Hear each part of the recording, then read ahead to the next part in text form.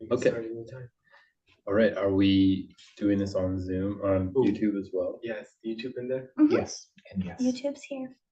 Okay. All right. Good evening, everyone. I'd like to call this meeting to order at 5:30 p.m. on Monday, September 11th. I'd like to announce that this meeting is being recorded. May I have a roll call?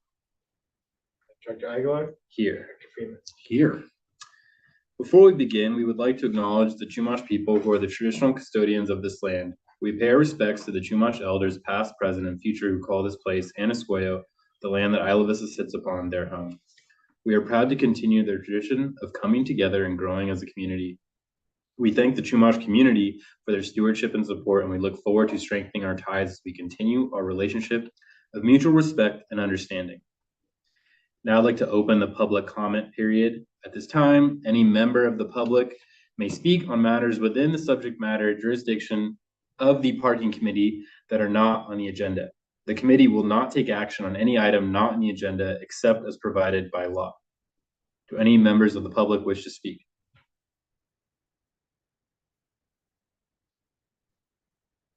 All right, I see no public comment, so I will move into item 3, our discussion action items. So item 3.1, selection of a committee chair.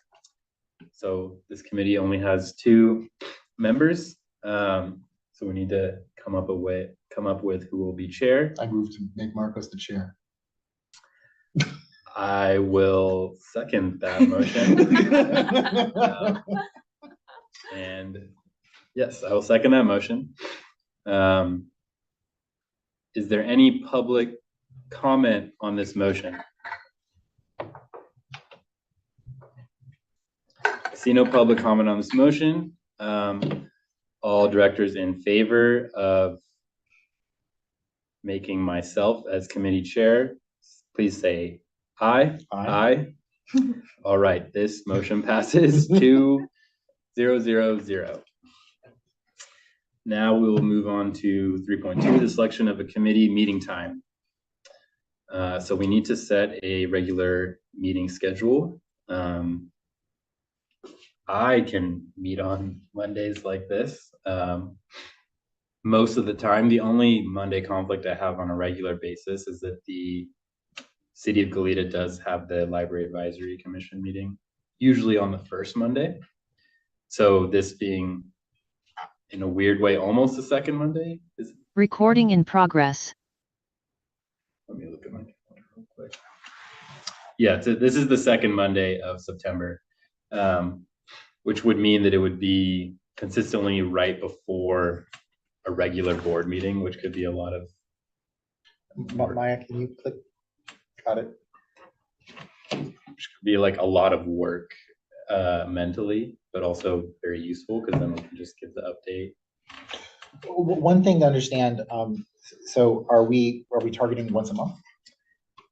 I feel like that's a pretty good timeline. I think that's what we had discussed as far as like the engagement strategy. I feel like was once a month.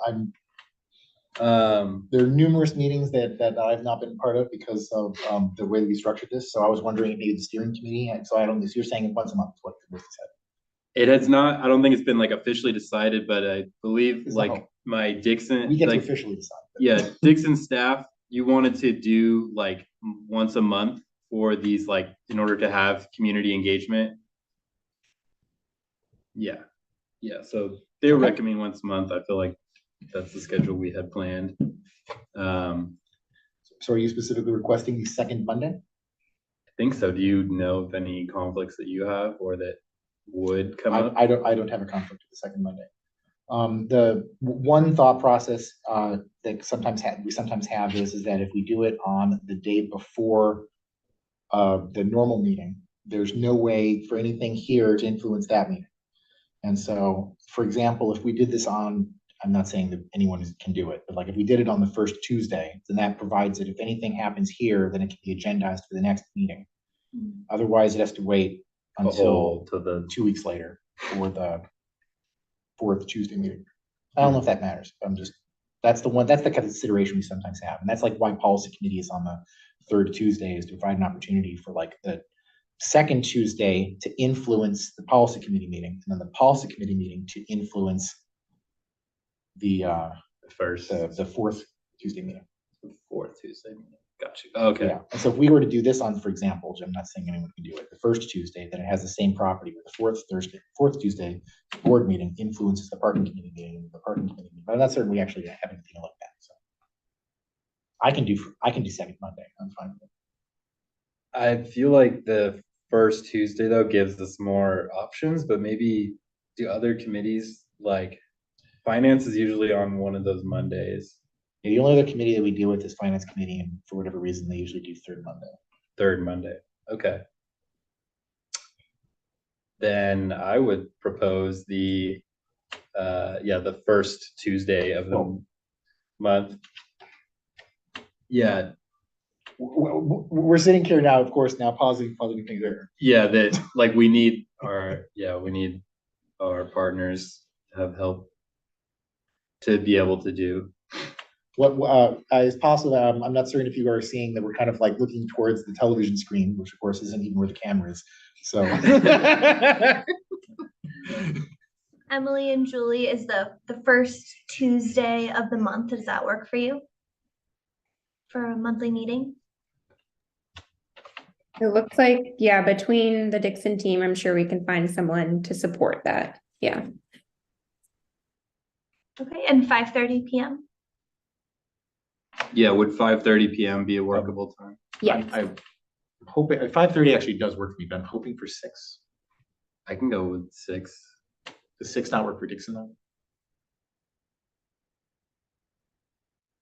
That works. Okay. Now this glorious thing has happened to my schedule, which is that I simply bricked Tuesday at 6. For every week ever. Is that too? That's what you mean? Yeah, I'm not going to forget now because it's just Tuesday at 6. That's useful. That's consistent. Yes. Yeah. Consistent. Well, I like that time. Is there any public comment on the proposed meeting schedule to meet on the first Tuesday of each month at 6 p.m. for the parking committee?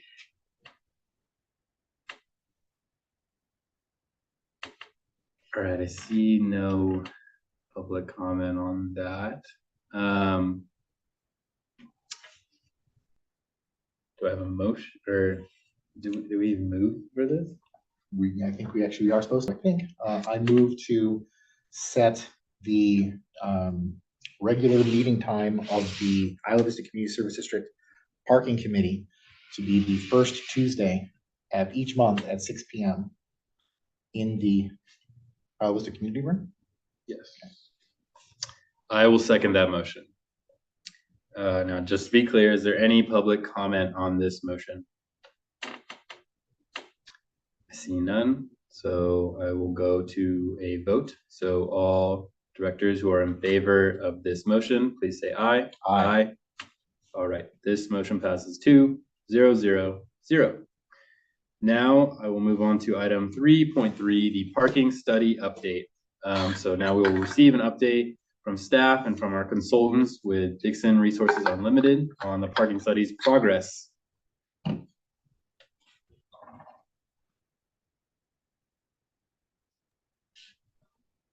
You want us to jump in, or is staff going to do an update first? You can go ahead and start. Perfect. Sorry, I didn't want to just be presumptuous there. So thank you very much. I will go ahead and share my screen here and just make sure that Emily, if you'll give me a thumbs up and you can see my screen. Excellent. Just going to move some things around so that way I can make sure and see everything. Perfect. Well, thank you so much for having us here today. My name is Julie Dixon, and I'm joined by several of my colleagues, and we are the parking consulting firm that is supporting the Isla Vista parking study, and we appreciate the opportunity to talk a little bit about the program. Several of our team members not only are here, but also we're supported by other team members, including folks that not only focus on our planning operation, as well as our data team and our operations team. And I wanted to make sure for those of you who are not familiar with this project, that you understand that it's definitely a collaboration between Isla Vista Community Service District, but also UCSB and the county. And different than how previous projects and maybe previous parking studies have been implemented in past years, this is a 1 year long process that really focuses on the data and the oversight and the utilization for the curb space throughout Isla Vista and the surrounding communities. And it's something that we're excited to really be able to have data-driven decisions associated with this project. And I wanted to definitely touch on the project elements, which many of you maybe who are watching this have met us on some of our on-site visits, which includes not only an existing conditions assessment, but also a needs assessment, being able to identify how parking can be more efficiently managed in the future in Isla Vista, but also really looking at the current impacts. And that's evaluated not only by the previous reports, but also the site visit, interviews with the staff, and also the ongoing assessment and inventory. And one of the other key components of this project includes stakeholder engagement so that we can make sure that we're coming up with very realistic recommendations that really work for the very unique community that Isla Vista is, and making sure that we're understanding what those priorities are, and also making sure that we're staying in tune with the findings as we go throughout this 1 year long process. And that's something that we're excited to be able to report back, especially to this group, and to really hear some of that feedback as we identify maybe any of the anomalies or any of the findings from the data that is collected, which is that last aspect of the project, which includes that year-long data collection and parking study, so that we can not only understand the conditions by time of year, time of day, time of the month, but to be able to influence those data-driven decisions and recommend policies. One of the things, as we're going to talk a little bit about the data today, that I always like to share with folks that maybe aren't the kind of parking geeks like I am and my colleagues are, is that when you reach 85% occupancy by block face, it basically means that you're near or at capacity. And I know it won't come as any surprise to all of you that do live in Isla Vista that our numbers absolutely exceed those totals. And that's what we're going to basically talk about, is how we can maybe try to mitigate some of those impacts. So this is something that I wanted to share when we talk about the ongoing data occupancy. This is our first snapshot of basically that second quarter of this year between April and June. And you can see by that color coding that the majority of the locations that were evaluated are full up to 100%, and in some cases over, where you can see that we have that average occupancy of 103% on average, meaning that we also counted the cars that are double parked, cars blocking driveways, cars that are parked at the ends of the streets, all very important when we talk about how we can make recommendations moving forward. Again, wanting to be very realistic with how we evaluate this process. And only because it's been a question in previous parking studies, we did make the assumption of a standard vehicle parking space of being 20 feet. And when it's adjacent to a driveway, 18 feet. That's important because the industry standard being 22 feet, you can see that by utilizing these numbers, we are trying to really maximize what that parking availability number is. And you can imagine that if we actually increase the space size, that average occupancy number would actually increase. So by no means is this coming as a surprise to, I'm sure, any and all of you that are watching this and are participating in this meeting, but it definitely helps set the standard so that as we're evaluating the data by time of day, we can definitely see how we can start to influence behavior and maybe get folks to maybe participate in different opportunities for transportation, and also as we start to make recommendations moving forward. Something else, again, for anyone that lives in Isla Vista and or around Isla Vista, we also looked at the turnover. And this is important because in previous parking studies, you might recall that they did standardly counts of cars by block face. One of the things that we're doing a bit differently on this project in particular that we think is really going to help influence some of the policy recommendations is that we're actually leveraging license plate recognition technology, which that allows us to be able to understand how long the cars are parking for and at what frequency those vehicles are turning over Now, it's very important when we talk about license plate recognition technology. I know some folks might get concerned about privacy, but I want to make sure that everybody understands that we anonymize the data and there's no looking up of license plates. It's just a matter of understanding that license plate ABC 1234, how long they're parking for, so that we can understand what the actual demand and need is, whether it be by street face, by zone, by area. And that's going to be really important because you'll notice that we actually collect data on Thursdays and Saturdays. And you can see that for that turnover, that the majority of those that are parking, I think comes as no surprise, are parking for 8 hours or more. And as we continue our data collection in the upcoming months, in some of those cases, we're actually going to collect data on Wednesdays so that we can also identify vehicles that are parking for longer than the 72 hours, which is what is allowed by the vehicle code. And so I think you're going to see that we'll really have a very robust set of data points that we can leverage as we talk about making recommendations moving forward. And I would encourage those of you who are following this project to really be sure to attend these meetings, because we're looking forward to providing these ongoing data updates, because this again will help influence recommendations as we move forward. And I know that some of this just seems to be speaking the obvious, but we wanted to make sure that when we talk about the impacts, that we're talking about everything that you see kind of on the daily. You've got the vehicles that are parked along the intersections, at the red curbs, at the ends of the block faces, across the driveways. And these are all factors that we want to be cognizant of. The fact that we have the oversized vehicles, the double parking, and in some cases abandoned and or inoperable vehicles. And these are all factors that we're definitely looking to working collaboratively with not only the university, but also with the county to help come up with a game plan for how we can manage and mitigate parking moving forward in Isla Vista. And so with that, we would typically look to our attendees to provide their feedback. We have an exercise where we bring a parking magic wand to our meetings and ask folks to share how they would use that to change, fix, or improve anything about parking in Isla Vista. And so for those of you who are potentially watching this on the live stream or maybe in a recording, I wanted to make sure that you had our email address, which is iv@dixonresourcesunlimited.com. You are absolutely welcome to send us any information, any feedback, any thoughts about this program.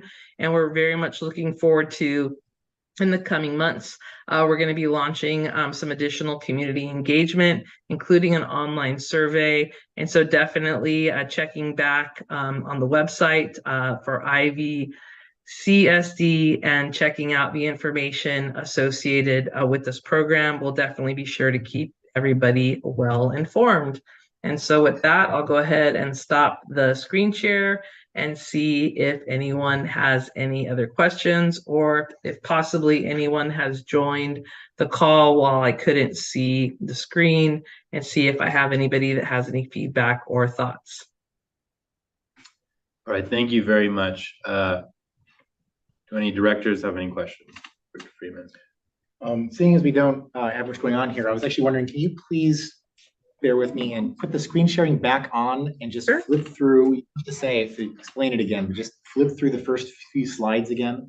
No it was problem. zoomed really poorly on the live stream for some reason that I need to look into, and so not all the text was readable for people. Do you who want the were text or did you want the map? the text? The maps actually are when I got to fixing it. So yeah, just go to the first slide, like go one more before this. Oh yeah, sure. You can start there and just like hold this for just a few seconds. Sure. And then now go to the second slide. And if you just leave this for just a little bit. Absolutely. And then go to the third slide. And those are everything. There was no issue with the video or the audio. There was just an issue with the screen sharing. You could only see the upper left-hand corner of the slide. And so this is now. Would you like me to run through the presentation one more time?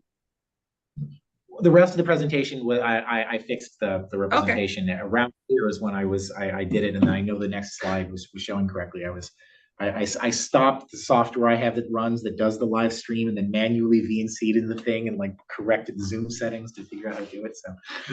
I'm grateful you were here to help with that.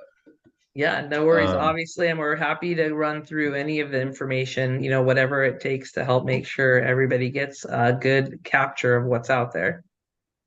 So thank you so much. You can now re-shut down the screen sharing if that's what you want to do.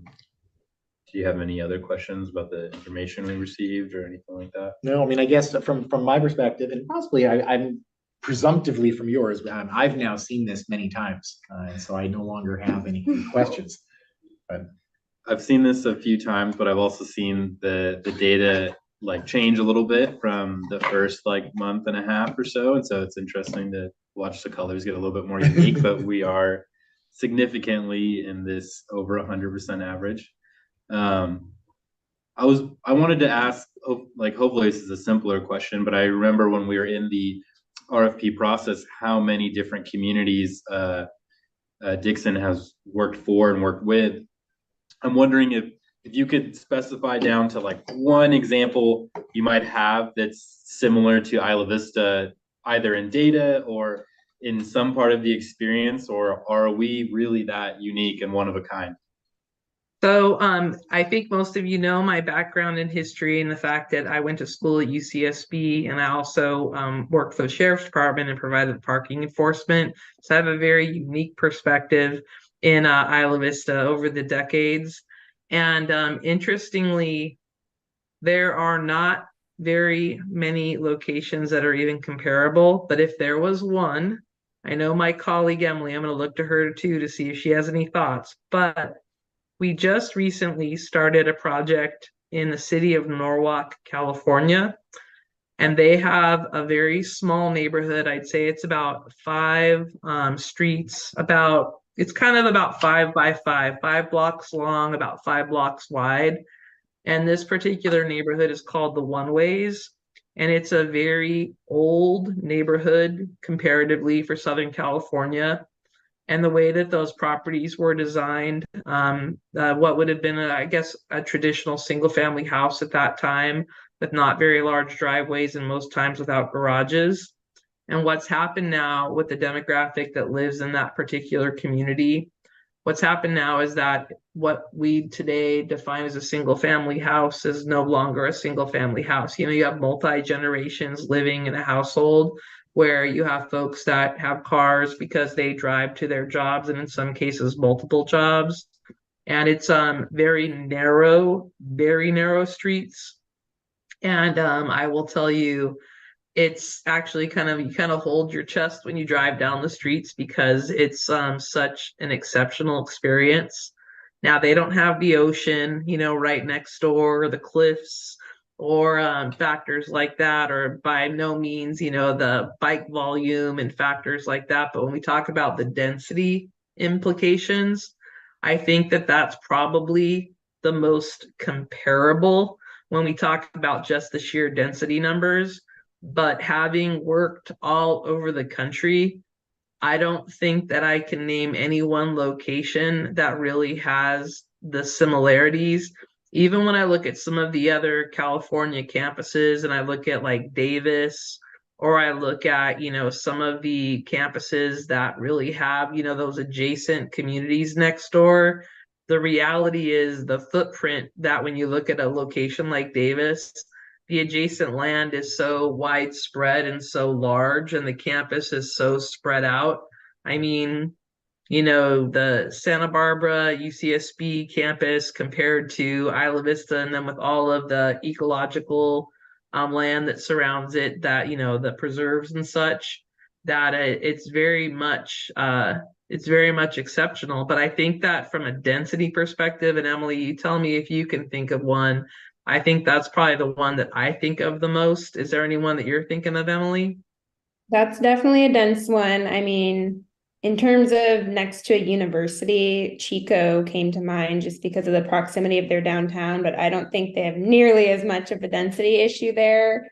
But we've definitely dealt with that in other communities. And I mean, the first one that popped into my mind was Springdale, Utah, which isn't super comparable, but the density there was quite extreme because it's the gateway to Zion National Park. They have very limited parking supply, and people were just parking illegally all over on the side of the road. So that kind of has some parallels. But yeah, I mean, Isla Vista is definitely extreme, and that's what's been really interesting digging into the data on this project in particular.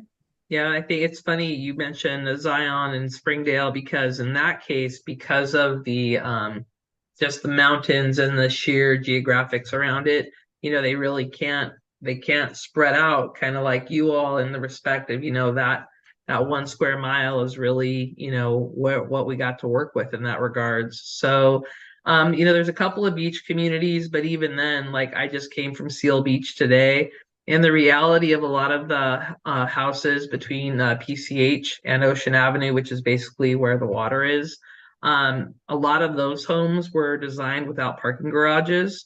So I think that's important to recognize, is that when you talk about the homes in those locations, they really only have the curb face, and they actually have very limited beachfront parking in the respect of the parking lots that they do have there. So in that particular case, it's that balance of providing coastal access for the community as a whole, but then also making sure that there's a quality of life factor for the residents there. And so I think that what's interesting about the number of projects that we've worked on over the last 10 years plus is knowing that there's little snippets that come from all of those programs. And, having worked in San Francisco and a lot of, very popular communities, I think that that's kind of where being able to take the lessons learned from all of those experiences and to be able to tie that in, to Isla Vista. And I think you all have heard me say this before. There is no cookie cutter solution by no means. This is going to be a collaborative, and I think it's going to be a number of solutions to be able to really talk about how we can really start to change the experience, change the behavior, and really find ways of, really, again, really looking at that quality of life aspect. And we talk about how we can really improve that parking challenge that you all are obviously faced with. So. Well, thank you very much. That definitely answers my question. I have a few communities to look up and look at on the map and learn more about what they're doing. Are there any other comments from directors or questions from directors?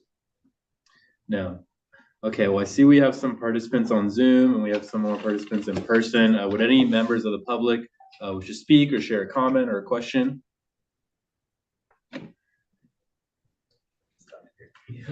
I have a hand on Zoom.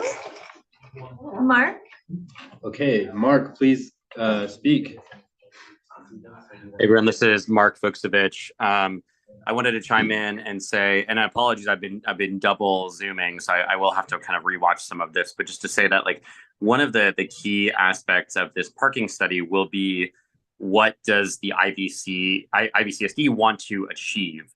And I know that's a self-evident statement, but for an example, if part of the goal is VMT reduction, better environment, for an example, then we need to be thinking about parking policies that actually reduce car ownership, period, in these areas. And some of that includes, expansions of public transit service, but that's a little bit outside of the scope, but also thinking about, like, what could a car-free Pardal look like, or what could areas, other certain kind of areas that we want to reduce car ownership look like, and sort of kind of balance the need. And I think that's something that I like. I think Julie Dixon, who, just to be clear, I live in Costa Mesa now. I think some of you may know that, in Orange County, and Dixon Resources did Costa Mesa's parking study, just to be clear. So I have some understanding of their firm. But, like, ultimately, no matter what their conclusions are and their research are, unless the CSD and its board members are clear on what sort of conclusions they want and what sort of policy outcomes they want for Isla Vista, all of this data is going to be kind of nebulous at most, and it may just lead to kind of parking permits here and there, or something that will be a coastal commission fight, without ultimately like an ultimate plan for what we're trying to achieve long term for the kind of young person population of Isla Vista, which I think could live car free, as a side note. Last thing I also identify, and I hope that both the IVCSD keeps this in mind, but also the Dixon Resources keeps this in mind, is AB 413 in the California State Legislature. It's what's called a daylighting bill. And under the California Vehicle Code, vehicles will not be able to legally park within 20 feet of the crosswalk in an effort to keep the pedestrians visible as they're crossing at the crosswalk. So that if you have a car right at the crosswalk, you have to kind of peek out your head as soon as you're crossing the crosswalk to ensure you don't get hit by a car. If that bill is signed by the governor in the next 32 days, then that's something that local governments are also going to have to take into account, and that's a pedestrian safety measure. So those are all my comments. Apologies for probably being not totally guided because I was double zooming, but I'll provide written comments as well after this meeting. Thank you. Thank you very much for those comments. They're very useful. Do any other members of the public wish to speak or have questions to ask?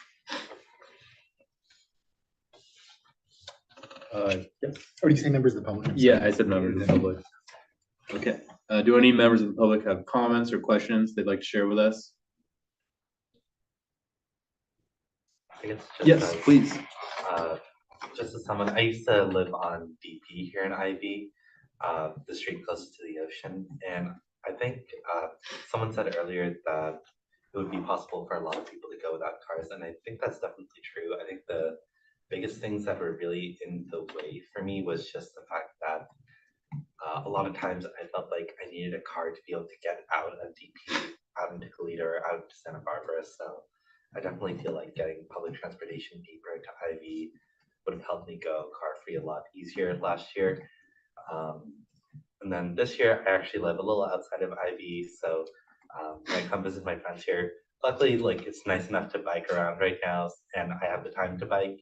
But it would also be nice to have that public transit just to get here a little faster, especially when I start school at UCSB in fall.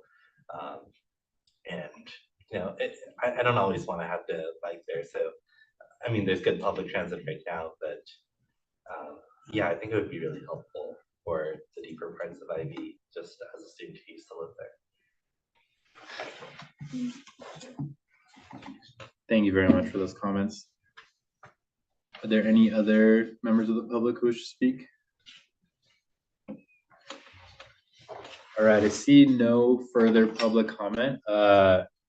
So we were receiving direction and discussing next steps. Do any directors have comments that share? Director Freeman. I'm curious, relating to Mark's comment about the Assembly bill with the crosswalks.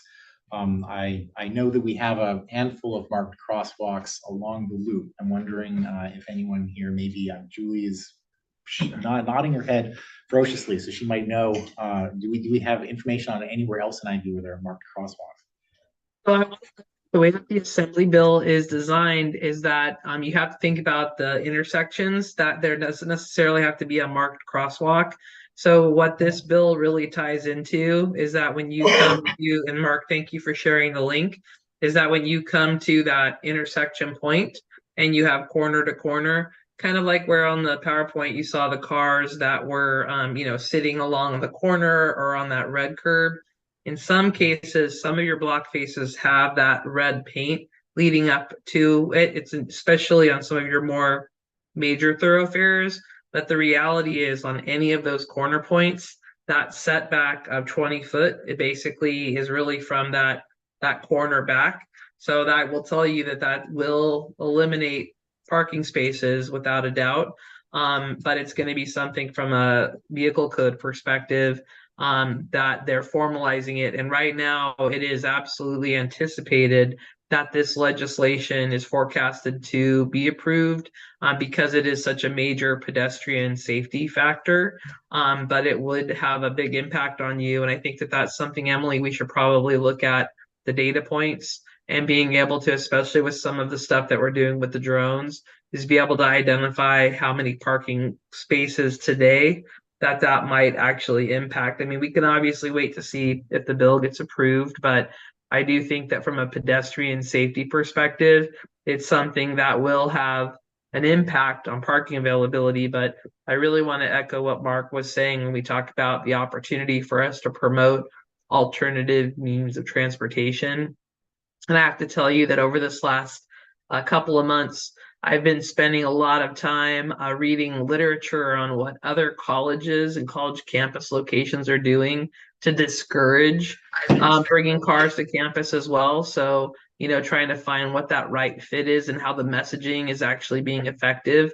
And I think that that's kind of where the unlimited aspect of this process comes into play, is that when we do get to that place of making recommendations, we want to be able to give you examples of maybe what's worked in other communities successfully as well. So really kind of rolling up our sleeves to figure out how we can try to communicate that message even better on encouraging folks not to bring a car to Isla Vista. So, but that assembly bill is one that we definitely will keep our eyes on. There's also some other legislative actions that we're not certain if they're going to be approved yet or not, but that will impact the ability for vehicles to be towed as well. And I don't want to, sound like the harbinger of doom at this point, but that's one that could have a significant impact on folks that are concerned about some of the inoperable vehicles or vehicles that are considered scofflaws with unpaid parking citations. But we'll definitely keep you all abreast as any of that legislative change is approved or authorized, so that way you're all ready for that in the future as well. And we do have a list of all the crosswalks, like marked or unmarked, for the mobility plan. So, Perfect. and other where we should have some more. Great. Thank you for that thorough answer. Thanks for that question, comment, Director Freeman. I feel like that just a minor amount of thought, so many IV residents are impacted by the visibility issues, not even just pedestrians moving at a slower speed, but more actively cyclists or people on scooters or scooter delivery services. And we saw the information in our mobility study about those heat maps of where collisions or accidents occur. So I can imagine both of these things combining to take away some of our current already overparked real estate. But something to be aware of, and I think it'll protect more future Isla listings. I am curious, and all right. I mean, you've already said that you're going to keep us abreast, so I do want to stay on top of those coming changes in the landscape and policy in our state, and what could affect us that we maybe missed out before. And I know that I know you're already aware of our interest in being on top of future conversations with the Coastal Commission and how that will impact what we can or cannot do or suggest. And so I just want everyone watching, either in recording or in present time, to also be aware of that as a factor of nature here in Isla Vista. And I do think at your request, we can definitely, for that monthly meeting, be sure that we're giving that update on the data results. And the other one that I think we talked about when we were there last was we've actually been leveraging what I'll call some before and after drone imagery, so that we can absolutely demonstrate kind of the summer oversight, especially what Del Playa especially looks like when we talk about how many cars actually are being fitted on some of those driveways, and then versus then when the campus kind of comes back to life and we start to see move in, so that we're looking forward to having that before and after comparison. And it's something that we can also leverage throughout the year to be able to definitely demonstrate the impacts. And again, I know all of you are familiar, you've lived it, you've experienced it, but the reality of being able to have the actual data numbers and quantifying this information, that's really how you can start to really measure change and actually having that impact, so that as we do start to make recommendations for policy, being able to have that measure to see if you're able to decrease the number of cars. Those are factors that'll definitely come into account, and we're excited about sharing that messaging, whether we have ups or downs associated with it. So Thank you. I look forward to that. Well, I see no further comment or discussion. I see no more public comment. So I think that we can call this item concluded. Is there any more further direction you want from us as a committee? No, okay. Well, the next regular meeting of the parking committee will be scheduled soon. We had suggested, the time we had suggested, let me read it off so I don't say the wrong thing. Meeting on the first Tuesday of each month at 6 p.m. And Dixon believed that they would be able to have someone here to support those meetings. Not here, but present in Zoom or something. I was selected to be the chair and voted to be the chair. Yeah, so I believe the next October 3rd, that will be the first Tuesday of the month. So our next regular meeting should take place here at the office at 970 Embarcadero Del Mar, also on Zoom, October 3rd at 6 p.m. Do you have agenda items, future agenda items for us? Separate from the general update. Do you have an idea of a separate agenda item that you would like to see, Dr. Freeman? Not certain if this is something we would do sooner or we would push until later, but for what it's worth, there are a lot of different goals that people in the community have had with relation to parking, as Mark has pointed out. And that is something that over time, we're going to need to figure out what it is that we're trying to prioritize. But that could very well be something that we want to do after the study is fully complete, or it might be something we want to do after certain kinds of public involvement have occurred, or maybe that's something we want to start brainstorming before. So I'm not sure. Yes, public outreach won't fully start until October. So we won't have a lot of information until later for that. But that's when the survey comes out in town hall. Yeah, because the question would be whether or not we want to structure it for that, or whether we would want to have the agenda item sooner, or whether we'd want to specifically, we're a decision-making body, we'll get the information, do it later. I'm not really expressing an opinion either way. So from my perspective, you and the chair are welcome to surprise me with relation to when this meeting occurs. That's true. I'm also wondering if we heard from our partners on the steering committee if there were specific topics that they wanted to hear more about or us to discuss in front of the public. No, okay. All right. Well, I think but before we move on, Mark was leaving some comments. Were they relating to this agenda item? We will want to save the chat. He is talking about the Coastal Commission's response in San Diego, and talking to Julie about making sure that she's aware of it. I think it is AB 2097 staff report, and there is another link that I am looking at. Coastal Commission's OKs, spaces as places, parking replacement required for beach areas. And it's looking at San Diego, La Jolla area. So just other examples of communities that are similar to ours and some decision-making processes that they're undergoing right now for us to look to and be aware of as we prepare to discuss our next step with the Coastal Commission when that time comes. Perfect. Thank you, Mark.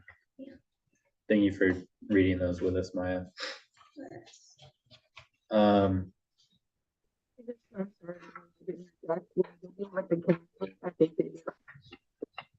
Parklets were going to be gone, if I recall correctly, from our last meeting with the steering committee, and I believe that was on the docket for, if I remember correctly from the notes, it was by October 1st. Could you repeat the beginning of your comment? It was a little bit low volume. Sure, no problem. I believe that from our last steering committee that the county mentioned that the parklets were actually being eliminated, and I believe that it was by October 1st. And Emily, I don't know if you have that in your notes. I'm going from memory, but I just wanted to make sure that we touched on that, especially because that whole spaces as places aspect of it. But we can confirm that too and share that. So, but I know that was talked about because we did discuss the parklets. I think the one that was remaining was the one at Woodstocks, if I remember correctly. All right, thank you for that update. That is something we should consider as in the future. Maybe not its own agenda item, but it should be discussed. All right, well, I think we have enough information for now until the next meeting. And then we'll begin our outreach process in October. So I'd like to adjourn this meeting. So adjourn. Thank you, everyone, for being here.